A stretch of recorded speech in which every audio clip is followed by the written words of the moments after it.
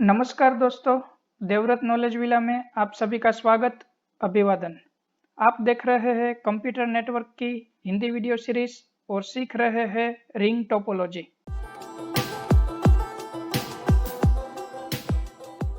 आज से पहले दोस्तों हमने डिस्कस की थी बस टोपोलॉजी।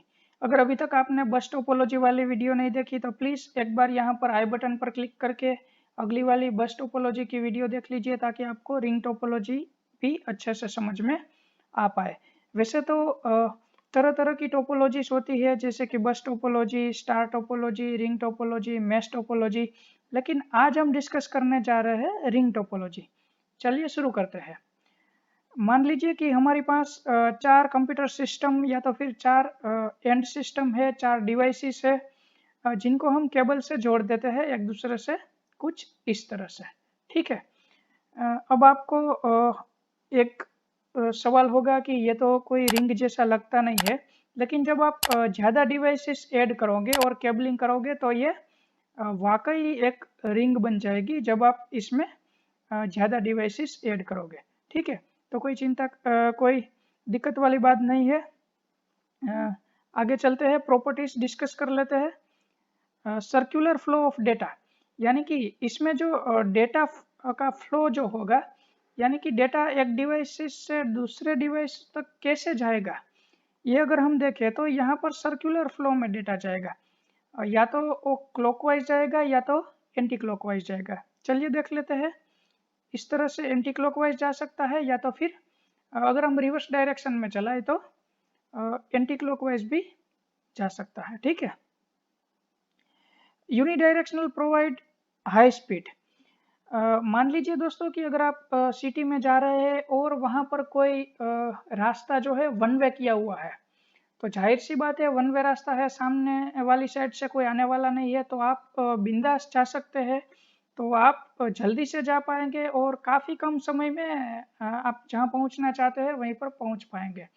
उसी तरह यहाँ पर अगर यूनिडायरेक्शनल लिंक की यूज़ की जाए, यानी कि एक ही डायरेक्शन में डेटा को ट्रैवल करवाया जाए, तो हमें ज़्यादा से ज़्यादा स्पीड अचीव हो सकती है।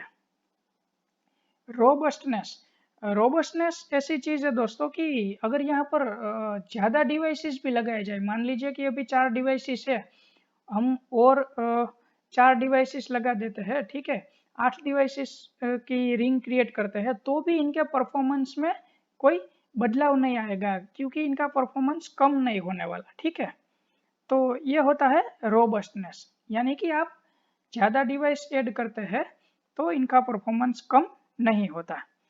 Handle more load compare to bus. Bus में क्या होता था दोस्तों कि हम ज़्यादा डिवाइसेस जब ऐड करने लगे तो जैसे जैसे ही हम डिवाइस बढ़ाते चलते हैं उसी तरह उनका परफॉर्मेंस कम होता चला जाता है। लेकिन रिंग में दोस्तों ऐसा नहीं होता, इसलिए हम कह सकते हैं कि handle more load compare to bus, यानी कि बस से जो है रिंग ज़्यादा लोड ले सकता है।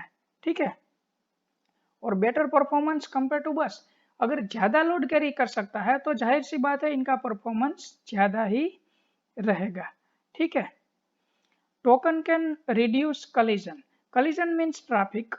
पहले तो ये समझ लीजिए कि टोकन क्या है, यानी कि जब भी किसी डिवाइसेस को डेटा सेंड करना है, तो मान लीजिए कि अगर ये डिवाइसेस ऐसे ही स्टार्ट कर देता है डेटा सेंड करना और एक और डिवाइसेस भी अभी डेटा सेंड कर रहा है, तो दोनों का डेटा जो है वो मिक्सअप हो जाने वाला है। ठीक है, उनको बोलते हैं कलाइजन।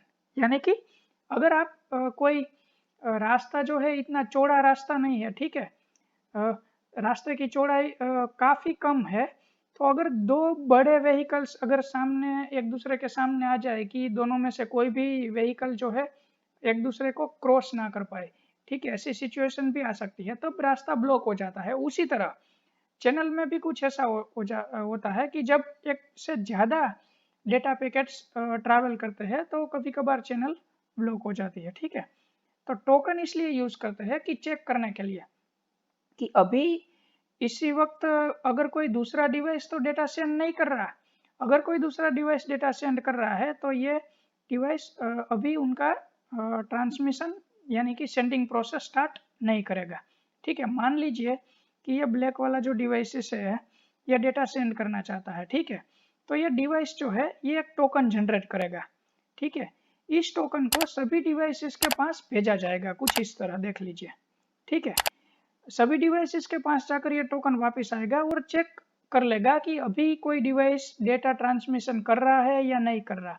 अगर कोई डिवाइस डेटा ट्रांसमिशन नहीं कर रहा यानी कि चैनल अभी फ्री है, तो यह डिवाइस डेटा सेंड कर सकता है। और अगर मान लीजिए टोकन भेजने के बाद यह पता चला कि कोई डिवाइस अभी डेटा सेंड कर रहा है यानी कि चैनल अभी फ्री नहीं है, तो यह डिवाइस अभी थोड़ी देर रुक जाएगा जब तक कि यह चैनल फ्री ना हो जाए। रिलायबल फॉर लॉन्ग डिस्टेंस, यानी कि सभी जो डिवाइसेस है वो एक रिपीटर की तरह काम करेंगे। अगर दोस्तों आपने रिपीटर के बारे में सुना हो, तो रिपीटर क्या करता है कि जैसे हम सिग्नल को भेजते हैं चैनल में, तो काफ़ी लॉन्ग डिस्टेंस में ट्रैवल करने के बाद सिग्नल की जो स्ट्रेंथ है वो कम होती चली जा रही है, ठीक है। अगर आप व्हीकल चलाते हैं, टैंक फुल करके निकले हैं, तो कभी ना कभी तो आपकी टैंक का पेट्रोल या डीजल जो है ख़त्म होने वाला है, तो आपको फिर से टैंक फुल करवानी पड़ेगी, ठीक है। अगर आप सुबह काम करना स्टार्ट करते हैं तो दोपहर को फिर से खाना पड़ता है। उसी तरह जैसे ही सिग्नल को हम ट्रांसमिट करेंगे चैनल में, तो कुछ डिस्टेंस पर जाने के बाद सिग्नल की जो स्ट्रेंथ है वो वीक हो जाती है, यानी कि स्ट्रेंथ कम हो जाती है, ठीक है। तो इसीलिए रिपीटर का हम यूज़ करते हैं ताकि रिपीटर जो है वो बीच बीच में सिग्नल को बूस्ट कर पाए, यानी कि सिग्नल की स्ट्रेंथ को बढ़ा सके। तो इसी तरह रिंग टोपोलॉजी में जो भी डिवाइसेस रिंग में जुड़े हैं वो सभी डिवाइसेस यहाँ पर रिपीटर की तरह जुड़े हैं, यानी कि जब भी सिग्नल उस डिवाइस के पास से गुजरेगा तब उस सिग्नल को उनकी स्ट्रेंथ बढ़ा दी जाएगी, ठीक है, यानी कि उनको बूस्ट किया जाएगा। तो इसीलिए ये जो नेटवर्क है ये हम लॉन्ग डिस्टेंस के लिए यूज कर सकते हैं। प्रॉपर रिसोर्स शेयरिंग, यानी कि सभी डिवाइसेस को एक ही जैसे रिसोर्सेस मिलेंगे, एक ही जैसी फंक्शनैलिटी मिलेगी, ठीक है। यानी कि इसमें कोई नेता नहीं है, कोई वीआईपी नहीं है, ठीक है। जैसे कि अगर आप स्टार नेटवर्क देख ले तो उसमें एक हब होता है, पावरफुल कंप्यूटर, वो बाकी के सभी कंप्यूटर्स को कंट्रोल करता है, ठीक है। यहाँ पर कोई ऐसा controlling mechanism, central computer system या तो हब नहीं है जो पावरफुल हो और बाकी के डिवाइसेस उतना पावरफुल ना हो। यहाँ पर सभी डिवाइसेस की कॉन्फ़िगरेशन जो है सेम है और सभी को एक जैसे रिसोर्स मिलते हैं, एक जैसे ही डेटा सेंड करने का चांस मिलता है और एक सेम कैपेसिटी की चैनल को एक्सेस कर सकते हैं। उसके बाद आता है चीपर इन कॉस्ट, ठीक है। तो जाहिर सी बात है, आप स्टार से देख ले तो यहाँ पर हब की ज़रूरत नहीं है, तो हब का जो कॉस्ट है वो निकल जाता है। उसी तरह बस से कंपेयर करें तो बस में जो बैकबोन केबल था, उनको बैकबोन केबल को टर्मिनेट करने के लिए वहाँ पर एंड पॉइंट्स लगाए जाते थे, तो यहाँ पर इस तरह के कोई एंड पॉइंट की ज़रूरत नहीं है। मैश के कंपैरिजन में देखें तो मैश में पॉइंट टू पॉइंट लिंक लगती है तो ज़्यादा केबल लगते हैं, ठीक है। तो ऐसा बोल सकते हैं रिंग जो है वो दूसरे टोपोलॉजीज के कंपैरिजन में इनका जो कॉस्ट है वो कम रहता है। लिमिटेशंस भी देख लेते हैं। Single node failure shutdown wall network, यानी कि किसी एक डिवाइस यहाँ पर फेल हो जाता है तो पूरे का पूरा नेटवर्क शटडाउन हो जाता है। जाहिर सी बात है दोस्तों, ये दो ब्लैक डिवाइसेस जुड़े हैं, बीच में ये ऑरेंज डिवाइस है, मान लीजिए ये ऑरेंज डिवाइस फेल हो जाता है तो ये कनेक्टिविटी टूट जाएगी, ठीक है। तो यहाँ पर से डेटा नहीं गुजर सकता, तो हमें इस लिंक को जोड़नी होगी फिर से नेटवर्क को रेगुलर करने के लिए। दूसरी चीज, token must pass through all nodes, यानी कि जब भी कोई डिवाइस टोकन जनरेट करेगा तो उस टोकन को सभी डिवाइसेस के पास से गुजरना होगा। तो ये भी एक लिमिटेशन हम कह सकते हैं।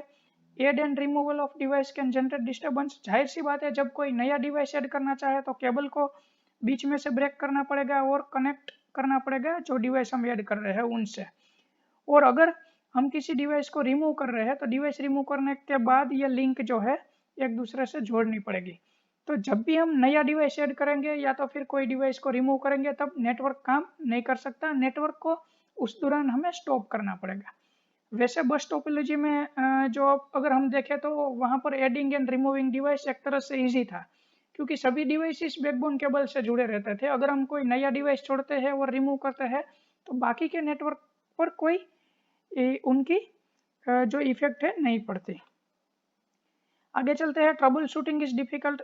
जाहिर सी बात है, पूरी रिंग को चेक करना पड़ेगा जब कोई एरर आएगी कि कौन सा डिवाइस फेल है या तो कौन सी लिंक जो है वो टूटी हुई है। Single device can transmit at a time. Bus topology में जैसा था उसी तरह यहाँ पर जो भी डिवाइस डेटा सेंड करना चाहे वो टोकन जनरेट करेगा। अगर चैनल फ्री है तभी डेटा सेंड कर पाएगा, यानी कि एक टाइम पर एक ही डिवाइस डेटा सेंड कर सकता है। लो सिक्योरिटी एंड प्राइवेसी।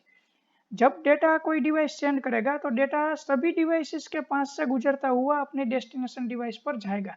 जब भी कोई डिवाइस डेटा रिसीव करती है तो वो चेक करेगी कि ये डेटा जो भेजा गया है वो मेरे लिए तो नहीं भेजा गया। अपने एड्रेस से डेस्टिनेशन एड्रेस को ये डिवाइस कंपेयर करेगा।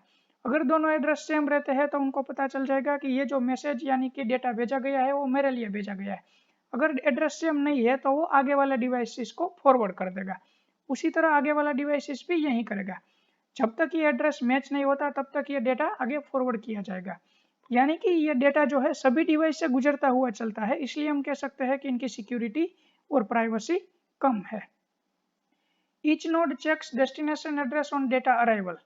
सभी डिवाइसेस को अपना एड्रेस जो भी डेटा गुजर रहा है आ रहा है उनसे कंपेयर करना होगा, यानी कि सभी डिवाइसेस को बारी बारी काम करना पड़ेगा। ठीक है, तो ये भी एक लिमिटेशन है। तो ये थी रिंग टोपोलॉजी की प्रॉपर्टीज और लिमिटेशन। अगर दोस्तों आपको कहीं पर भी कोई दिक्कत है तो आप मुझे कमेंट बॉक्स में कमेंट करके पूछ सकते हैं। आगे भी हम टोपोलॉजीज के जो बाकी के टाइप है वो डिस्कस करते रहेंगे। तो आगे के टोपोलॉजी के टाइप भी समझने के लिए देवव्रत नॉलेज विला से जुड़े रहिए। आभार, धन्यवाद।